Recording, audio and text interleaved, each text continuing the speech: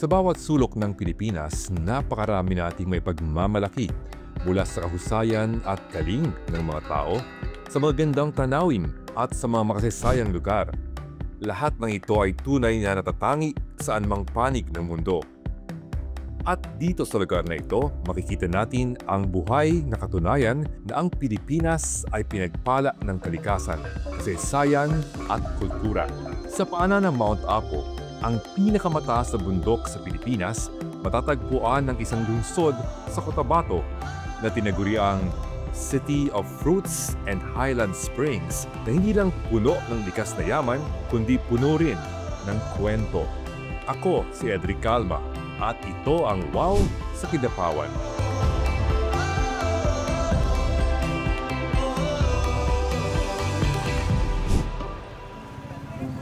Ang Kidapawan ay isang lungsod na patuloy ang pagunlad. Sa sentro pa lang ay makikita na ang makulay at masayang pamumuhay ng mga taga rito. Sa Kidapawan City Plaza, makikita ang mga taga rito na nagpapahinga at nagdiliwaliw.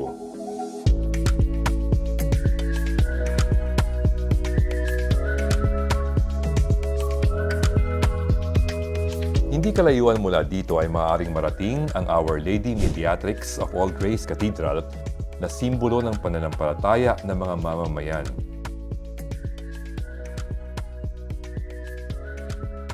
At sa mismong lungsod, makikita ang makukulay na mural sa footbridges at mga pader, mga likhang sining na nagpapakita ng diwa ng Kidapawan. Dito, ipinagdiriwang ang sining, kultura at pagkakakilanlan ng mga mamamayan. Mula sa mga pampublikong espasyo hanggang sa mga sagradong lugar, ang Kidapawan ay patunay na ang pagkakaisa at pag-unlad ay mas matatag kapag nagmumula sa kultura, pagmamahal sa kalikasan at pananampalataya. Bago dumating ang mga banyaga, ang Kidapawan ay pinamumunuan na ng mga katutubo tulad ni Datu si Awan Ingkal, isang Monubo. Sa ilalim ng kanyang pamumuno, pinairal ang customary law o katutubong batas kahit pa sa gitna ng pananakop. Kasabay ng pagkusbong ng mga paaralan at bagong pamayanan, unti-unti ring dumami ang mga Ilonggo settlers. Nang dumating ang ikalawang digmaang pandaigdig, nagsilbi sa constabulary ang mga taga-Kidapawan. Taong 1947 nang formal na kinilala bilang isang munisipalidad ang Kidapawan sa bisa ng Executive Order No. 82 ni Pangulong Manuel Rojas. Sa bisa naman ng Republic Act No. 8500 of 1998, ganap na naging lungsod ang Kidapawan. Ang Kidapawan ay matatagpuan sa rehiyon ng Soc-Sargen sa silangang bahagi ng lalawigan ng Cotabato. Ito ang nagsisilbing gateway sa Mount Apo at isa sa mga lungsod sa gitna ng Mindanao. Sa hilaga, karugtong nito ang Bukidnon. Sa timog, ang Sultan Kudarat at bahagi ng South Cotabato. Sa silangan naman ay ang Davao del Sur, habang sa kanluran, naroroon naman ang iba pang mga bayan ng Cotabato. Dahil nasa sentro ito ng Katimugang Mindanao, accessible ang Kidapawan sa mga pangunahing lungsod tulad ng Davao, Digos, Cotabato City at General Santos. Ang pangalang Kidapawan ay nagmula sa mga salitang Kida na nangangahulugang bukal at pawan, na ibig sabihin ay pataas na lugar. Tumutukoy ito sa mga masaganang bukal na matatagpuan sa paanan ng Bundok Apo. Maaari rin itong ipakahulugan bilang bukal sa kabundukan, isang paglalarawan sa heograpiya at pagkakakilanlang kultural ng lugar. Tropical ang klima sa Kidapawan, pero mababa ang temperatura kapag nasa mataas na lugar tulad ng Mount Apo. Halos pantay ang distribusyon ng ulan sa buong taon. Mas malamig at presko ang hangin dito kumpara sa mga lungsod na nasa mababang lugar. Pangunahing wikang sinasalita rito ay Cebuano at Hiligaynon, ngunit marami ring gumagamit ng Tagalog at Ingles. May mga katutubong pamayanan naman na ginagamit pa rin ang sariling wika, tulad ng wikang Ovu-Manuvu. Sa Kidapawan, matatagpuan ang iba't ibang etno-linguistikong grupo gaya ng mga Cebuano, Hiligaynon, Ilocano, Magindanaon, at mga katutubong pangkat tulad ng Ovu-Manuvu. Ang pagkakaibang ito ay nagbibigay kulay at yaman sa kultura at pamumuhay ng lungsod.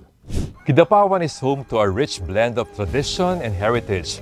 Kaya naman ang unang dapat mabisita para lubos na makilala ang mayamang kultura ay ang mga museo tulad nito.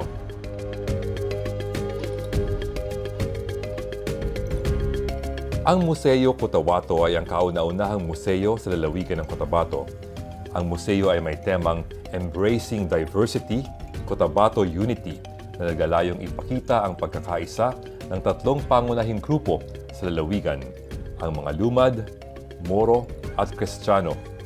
Sa loob ng dalawang palapag na gusali, matatagpuan ang iba't ibang exhibit na nagpapakita ng kasaysayan at kultura ng Cotabato. Kabilang dito ang mga kasangkapan sa agrikultura, mga historical documents at marami pang iba. It was during that time when we celebrated the 100-year founding anniversary of Cotabato Province when we decided to have something that would tell about the heritage, the history about the people of Cotabato Province. Henceforth, the project Museo Cotabato was born. Mostly of our collection exhibited here were actually ethnographic materials. So meron tayong mga mahahalagang mga kagamitan na makikita dito na sumasalamin sa kanilang tradisyon, sa kanilang uri ng pamumuhay, ng Moros, ng indigenous peoples at sa mga Kristiyano na kailangan nating ipreserba para po sa ating next generation to appreciate, to study, and to research. Ang Museo Cotabato, hindi lang siya nangangalaga sa kultura at tradisyon ng tribe people, but including culture and arts. Kaya po meron tayong mga programa, lalo na po sa ating mga local artists, na ang kanilang mission is para po maipalabas natin yung mensahe ng pagpangangalaga sa kalikasan. So makikita natin sa kanilang painting, the flora and fauna and the environment, kung saan nandoon yung ating mga tribe people. Isa rin sa mahalagang bahagi ng kasaysayan ang pagkilala sa karapatan ng mga katutubo, gaya ng Manobo-Apao Descendants Ancestral Domain of Mount Apo o Madadma. Isa itong katutubong pamayanan ng Indigenous People o IP na binubuo ng mga Obu-Manubu na naninirahan sa paligid ng Mount Apo, partikular sa bahagi ng Kidapawan City at mga karatig lugar. Ang Madadma po ay isang grupo ng tribo dito sa Barangay Ilumabis. Unang-unang ginagawa ng Madadma, gi-claim namo ang aming rights sa aming ancestral domain. Pinaprotektahan namin na hindi maputol ang mga kahoy, walang kaingin, at ang ginagawa namin ay nagtanim ng kahoy at ang EDC ang aming partner para makatulong sa aming mga programa. Unang-unang programa sa Madadma, yung pagpaaral ng aming mga kabataan at saka yung livelihood program ng Manobo dito. At ang aming bantay gubat, mayroon kaming 20 mga tao nagbigay ng mga assistance para po matuloy magawa yung aming pagbantay, pagmonitor dito sa kalikasan sa Mount Apo.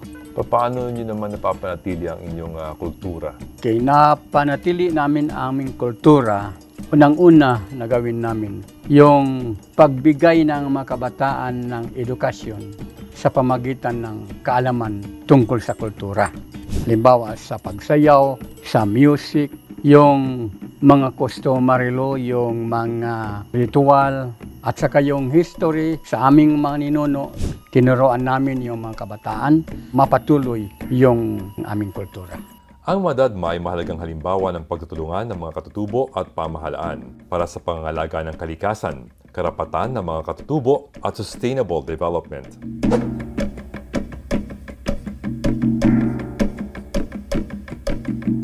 Ang School of Indigenous Knowledge o SIK ay tinatag upang maituro at maipasa sa mga bata at susunod na henerasyon ang mayamang kultura, kaalaman at tradisyon ng mga katutubong pamayanan, partikular na ang mga Obu-Manobo sa paligid ng Mount Apo.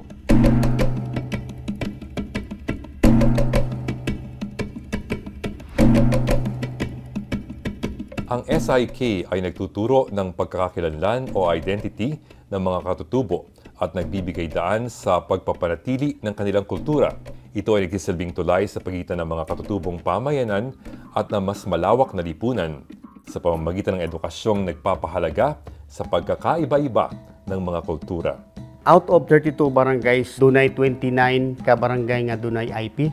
Dunay IPMR, Indigenous Peoples Mandatory Representative. So, nag-meeting mi dinhi para nga magkuta mi duha ka estudyante per barangay. As culture master, nagatudlo usab sa gong, sa puglong, pagtugtog sa kulintang, sa gitawag namo nga lantoy, float, numeracy, sinultian, o katong mga gawi, o katong mga gamit, history, o sa environment. Kana ang among ginatudlo dinhi. Para nga matabangan ang mga lumad, para nga mapadayon ang kustumbrihanon nga pamaagi. Kaya para nga dili malimtan. Sa pamamagitan ng mga inisyatibong kagaya ng SIK, ang Cotabato ay patuloy na nagiging halimbawa ng probinsya na nagbibigay halaga sa kultura at karapatan ng mga katutubong mamamayan. Ang ekonomiya ng Kidapawan ay pangunahing nakabatay sa agrikultura. Kilala ito sa produksyon ng saging, mangosteen, lansones, durian, na isa sa mga ipinagmamalaking produkto ng lungsod, at rubber. Marami sa mamamayan dito ay magsasaka, habang ang iba naman ay nagtatrabaho sa mga plantasyon o pabrika na may kinalaman sa agrikultura. Ito ang Kidapawan Trading Post, ang nagsisilbing one-stop shop ng mga taga rito para makipagkalakal ng mga ani tulad ng gulay, prutas, at mga huli kagaya ng tilapia. Ako pala sir, si June, ang in charge dito ng trading post natin ng Kidapawan po. Ano itong one-stop trading post niyo? Ang konsepto po kasi nitong one-stop shop namin na trading post po ang LGU po namin nagbibigay po ng pautang na seeds, inputs, pati po pestisidyo. And then pagka makaharvest na yung farmer, bibilihin po ng LGU. Pagkatapos bilhin ng LGU, anong mangyayari? So pag mabili na po ng LGU, ibebenta rin po namin ito sa mga local natin na mga buyers, gaya ng market natin dito, yung mga talipapa, at saka yung ibang munisipyo rin po na alam nila na mayroong ganitong tindahan na mas mura, makabili sila ng wholesale na mga product, dito rin sila bumibili. Ano-ano yung mga products na agricultural? Yung squash, ampalaya, string beans, tomato, yan po yung maganda ang ani dito. So paano ito nakakatulong sa mga farmers? Nakakasigurado po yung mga farmers natin ng buyer nila ng kanilang product. Even though na darating ang time na masyadong marami ang supply, bibilhin pa rin siya ng LGU kasi yun po ang support natin na sana hindi matapon lang dito yung kung mag-oversupply po tayo. Ang sakahan ay hindi lamang basta nagbibigay ng pagkain, kundi ng sustainable agriculture at nagbibigay ng kabuhayan sa mga magsasaka. Ito ay patunay ng koneksyon ng Kidapawan sa kalikasan at sa pagpapahalaga sa mga likas na yaman dito. Nag-concentrate po ako dito sa mangosteen plantation namin dito sa Birada. Ito po ay mga 32 hectares. Nagsimula po kami noong 1985. Ang layunin po namin is ipakita na ang mangosteen na inaakala ng marami na napakatagal patubuin, napatubo namin at saka napamunga namin sa hindi matagal na panahon. At saka walang tapon ang mangosteen. From balat, dahon, lahat nagagamit namin. Kung tungkol po sa kalikasan, yung buong area ng 32 hectares namin ngayon, maabot na ng 50 yung iba. Punong-puno na ho yun ang mangosteen. So nakakatulong para ma-mitigate natin yung climate change. Yun siguro ang aming contribution sa environment. Ang mga estudyante, kaparisyon ng agricultural school dito, nagpupuntahan dito para pag-aralan ang tungkol sa mangosteen. Perishable fruits ito dahil kasi kung hindi, maaaksaya lang kung magkakaroon tayo ng maraming harvest. Kaya nagpatindig ho kami na parang laboratory na processing plant. Doon nag-aaral din yung mga estudyante para lang i-observe ang ginagawa namin on cultural practices at saka ang practices dyan sa planta.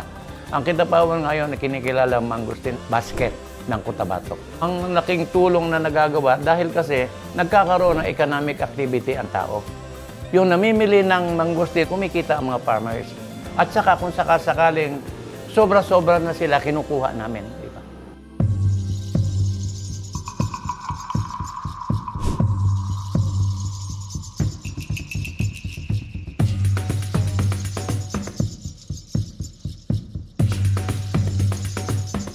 Bilang gateway sa Mount Apo, napapalibutan ang Kidapawan ng mga kamanghamanghang tanawin. Patunay nito ang mga anyong tubig na nagbibigay buhay hindi lamang sa mga tao, kundi pati sa kalikasan ng rehiyon.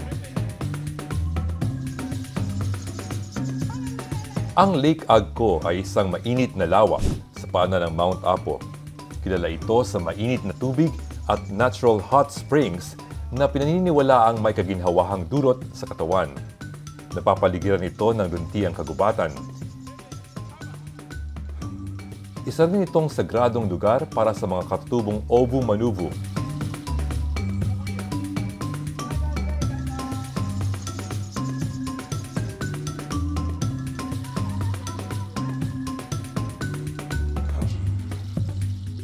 Ang Tosuban Falls naman ay matatagpuan din sa paanan ng Mount Apo. Mabilis ang bagsak ng tubig, madaling puntahan at may mga area para sa pagpapahinga o pagpipiknik.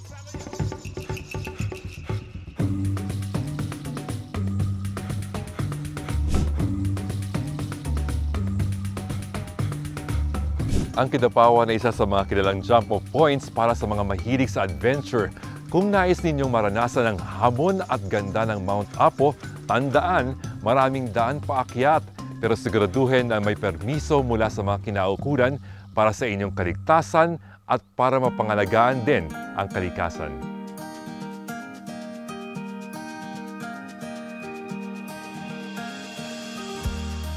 Ang Mount Apo ang pinakamataas na bulkan sa Pilipinas.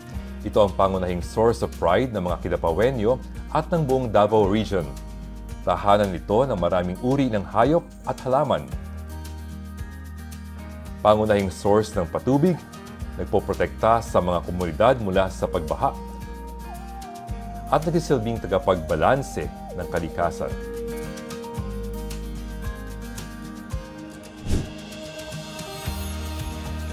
Matatagpuan din dito ang Mount Apo Geothermal Project ng Energy Development Corporation o EDC na bukod sa nakapagbibigay ng kabuhayan ay may napakalaking papel din sa renewable energy supply ng Pilipinas. Unlike fossil fuel wherein it pollutes the air and it has limited supply, geothermal energy has very little impact on the pollution. It's cheaper and it's better for our planet. It also contributes to the reduction of the greenhouse emission gases, and it also supports the electrification of the region.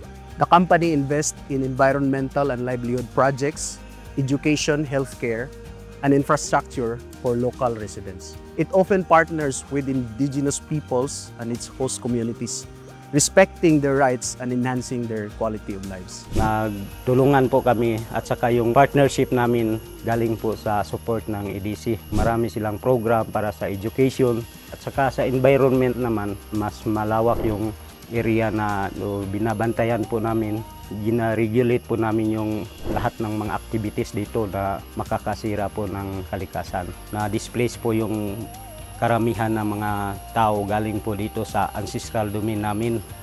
Daan po na lindol dito na paggamit po namin ang resources na galing sa EDC sa pagpagawa ng tubig. Maliban po doon, nagbili po kami ng backhook, sama po yung dump truck. Malaki po talaga yung naitulong sa community ng Barangay Lumabis. Bukod dito, isinasagawa rin ng EDC ang mga programang pangkomunidad at sustainable na kabuhayan. Ang Socopa po ay binubuo po yan ng IP na nagtatanim po ng mga kape sa Mount Apo. Ang proyekto po ng aming Socopa ay Apos Pro. Ito po ay coffee shop. Nagtitinda po kami ng kape. At ang kaibahan din po ng aming coffee shop, ang ingredients po nito ay hindi po namin inaangkat, kundi dito lang namin kinukuha.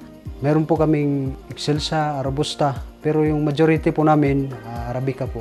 Wala po siyang synthetic, hindi ginagamitan ng mga spray. Malaki rin po ang natulong ng EDC sa amin. Sa mga equipment, yung facility namin, sila yung nag-provide. Sa lahat po ng mga seminars, mga training, sila po yung nag-a-assist sa amin. Sa tulong ng EDC, aktibong napapangalagaan ang kalikasan sa paligid ng planta. Kasama na rito ang mga flagship species tulad ng Apo Mayna na matatagpuan lamang sa Mount Apo at Kitanglad at matatagpuan na rin sa Mount Apo Geothermal Reservation. Ginawa po naming flagship species ang Apomayna. Ang Apomayna kasi dito lang sa Mindanao nakikita and nowhere else in the world. Meron siyang significance culturally dun sa ating mga IPs. Ang tawag sa kanila ng mga Obo-Manobo ay Tugkaleng Tulumot. It means na Mayna in the forest. Ang significance nun ay pag nandyan pa siya, ibig sabihin intact pa yung forest nila. Kaya meron kaming mga ginagawang proyekto din na nakalink din sa mga IPs. Meron kaming mga na-train na din dito na members ng IP community na ginawa naming mga lawin patrollers. Sila yung nagbabantay, nagpapatrol sa buong geothermal reservation and outside also sa loob na ng Mount Apo Natural Park para lang maprotektahan yung habitat ng Apomayna at hindi lang ng Apomayna at lahat ng mga wildlife na nandito sa loob ng Mount Apo at ng geothermal reservation. Ano po yung physical feature, physical characteristics ng Apomayna? Bakit siya unique? Ang Apomayna ay nakikita lang sa mountain forest. Matataas na elevation, no? Hindi sa lowland elevation. Pero ang pinakamadaming individuals na na-observe namin ay nasa high mountain forest. Ang kulay niya ay itim, pero pag natamaan siya ng araw, medyo glossy, bluish gloss yung itsura niya. Meron siyang white patch sa likod, meron siyang skin na around the eyes na yellow, tapos meron siyang crest na unique sa Apomayna. Ang laki niya ay around 30 centimeters. Ang wingspan niya is almost the same pag in-stretch mo yung wings niya. May pagkakaiba ba yung itsura ng babae at lalaki na Apomayna? Wala po. Ang tinatawag po sa kanila ay monomorphic. So, pag babae at lalaki ay iisa lang po yung itsura. Hindi katulad ng ibang ibon na tinatawag natin ay dimorphic, na iba yung babae sa lalaki. Sa behavior naman po, no? Ano po yung typical na daily activities ng Apomayna? Ang Apomayna po, usually makikita mo siya in single, individual lang siya or yung in groups. Tapos, pag kumakain sila sa early in the morning, ang kinakain po nila ay mga prutas at mga insekto. Nagne-nest din sila sa isang puno, usually yung mga ginamit na ng binutasan na ng woodpeckers. So yung mga woodpeckers sila kasi yung primary cavity nesters, yung nagbubutas talaga ng holes sa puno para doon sila mangitlog. So yung mga secondary cavity nesters, yung mga si Apomayna, mga parrots at mountain racket-tails, yung ating mga barbets, sila yung mga species ng ibon. Doon sila nagninest sa cavity na ginamit ng woodpeckers. Sila ba yan, no? Migratory or sedentary? Migratory in terms of sa location, ibig sabihin ko, magmamigrate sila from upper elevation to mid elevation. Pero kung sasabihin natin migratory sila na umaalis sila sa lugar, ay hindi po. Endemic sila sa Mindanao, tapos dito lang din sila nakikita. Bakit hindi umaalis dito yung sa Mindanao yung mga Apomayna? Kaya sila hindi umaalis kasi dalawa lang yung weather conditions natin. It's wet and dry. Wala naman tayong extreme weather conditions. So, nandito lang sila talaga sa Pilipinas. Kaya madami tayong endemic na species. At ang isa na doon ay ang Apomayna. How sensitive po sila sa habitat disturbance? Very sensitive in case na may changes dun sa kanilang habitat, no? Kung may naputol na kahoy, lalo na yung naputol na kahoy ay nandun yung mga nest nila. Pag ganun ang mangyari, hindi na sila dadami, kukunti sila. Kasi mag-aantay pa sila ng mga primary cavity nesters na gumawa ng nest bago sila makapag-itlog ulit. Ano ba yung major threat sa population ng mga Apomayna? Mainly habitat destruction and poaching, no? Sa labas ng geothermal reservation, yung mga nagpuputol ng kahoy, meron kaming education and information dissemination sa kanila. Based doon sa kategory ng IUCN, ang Apomayna ay nasa near threatened status. Malapit na ring umangat sa vulnerable. Ginagawa natin to para maprotektahan lahat ng species, hindi lang ang Apomayna. Ano yung role na ginagampanan ng Apomayna sa ecosystem dito? Ang Apomayna ay nagiging seed pollinator siya. Minsan sa isang bulaklak, meron din mga insekto yun, no? Pinipick nila yon. In the process, na-pollinate nila yung mga bulaklak. Tapos kinakain nila yung prutas. Naging seed dispersal agent din sila. Kumakain din siya ng mga insekto. Nagiging natural pest control siya. Kasi ang mga insekto natin ay milyon-milyon kung nag-itlog. Kung hindi nakain yon, 1 million din yung dadami na insektos. Ang Apo Mayna at ibang mga ibon ay considered as natural pest control. Ano yung mga simpleng mga actions na maaaring gawin ng mga bata o ng kanilang mga pamilya para maprotektahan ang mga Apo Mayna at iba pang mga ibon? Ang maganda dyan, ma-introduce sa kanila ano yung Apo Mayna. Anong ginagawa ng mga ibon na to?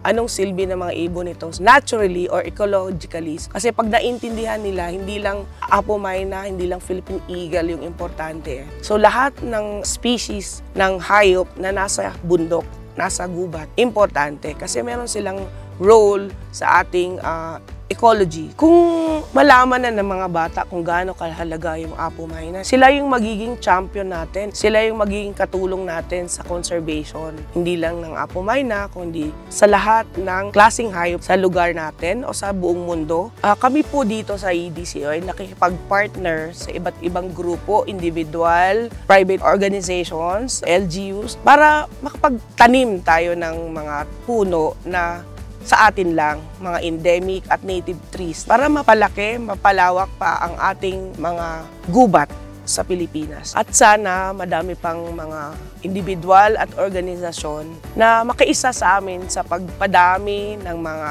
punong natural at native dito sa ating bansa para lumawak pa ang ating kagubatan, ang natural forest natin, at dumami pa lalo ang ating mga endemic species na mga hayop. Isinusulong ng EDC ang patuloy na pangangalaga sa Mount Apo, kabilang na ang mga halaman at wildlife species sa pamamagitan ng mga proyekto at programang pangkalikasan. Isa na rito ang BIHI Program, isang inisyatibong naglalayong ibalik ang mga native tree species sa Mount Apo sa pamamagitan ng pagtatanim ng mga puno at pangangalaga sa mga ito. Napoprotektahan ng programang ito ang biodiversity sa lugar, naiibsan ang epekto ng climate change at nakakatulong sa forest landscape restoration ng Mount Apo sa kabila ng mga hamong pangkapaligiran. Bahagi rin ng programang ito ang pagkasanay ng mga komunidad upang mas mapalalim pa ang kanilang kaalaman at kakayahan sa pangangalaga sa kalikasan. Isa sa mga proyekto ng EDC ang pagtatayo ng Vegetative Material Reproduction o VMR Nursery na layuning paramihin ang mga nangangalib na katutubong punong kahoy sa Pilipinas. Sa kasalukuyan, ang nursery ay nagsisilbing tahanan ng iba't ibang tree species na endemic sa Mount Apo.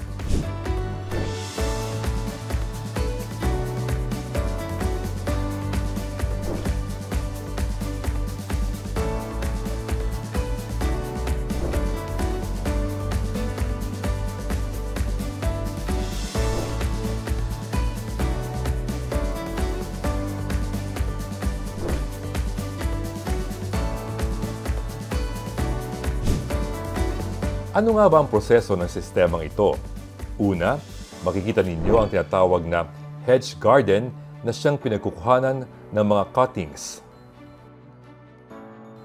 Ikalawa, dadalhin ito sa isang laboratory upang ibabad sa rooting hormones. Ito ay tumutulong sa mga cuttings na makapag-stimulate ng roots. Ikatlo, ang mga cuttings ay inilalagay sa rooting chamber for monitoring at grading. Sinusubaybayan ang mga tanim upang matiyak na tama ang paglaki. Ikaapat, ito ay nilalagay sa isang recovery area. Hinahayaan ang mga seedlings na lumaki hanggang sa maging handa na itanim sa mas malalaking lugar tulad ng mga reforestation sites. Ikalima, pag-sustain ng nursery operation sa pamamagitan ng pakikipagtulungan sa mga lokal na komunidad, LGUs at iba pang stakeholders.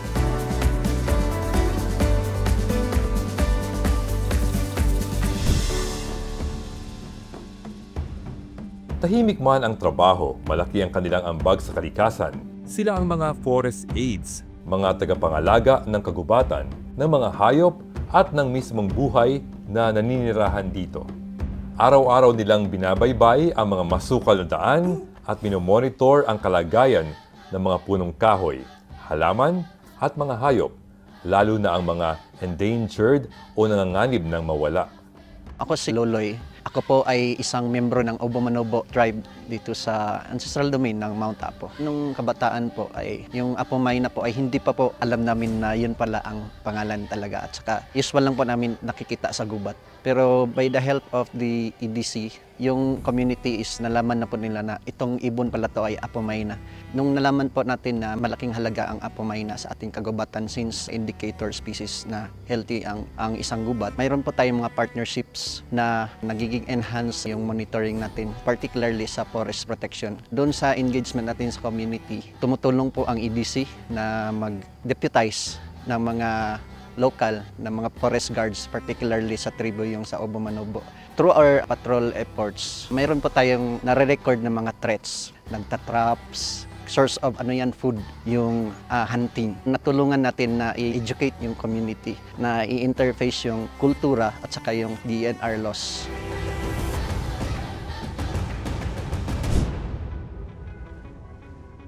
Sa Kidapawan, bawat sulok ay may kwento, mga tanawing magaganda, mga taong may malasakit sa kalikasan at kultura. Dito nakikita ang tunay na kahulugan ng bayanihan sa pagitan ng mga individual, komunidad at organisasyon na sabay-sabay kumikilos upang mapanatiling buhay, balanse at malusog ang ating kapaligiran. Sa gitna ng pag-unlad at pagbabago ng panahon, ang pinakamahalagang pamana ay ang mga aral ng pag-aalaga, respeto at pagmamalasakit na ipapasa natin sa susunod na mga henerasyon. Ako si Edric Calma at ito ang WOW sa Kidapawan.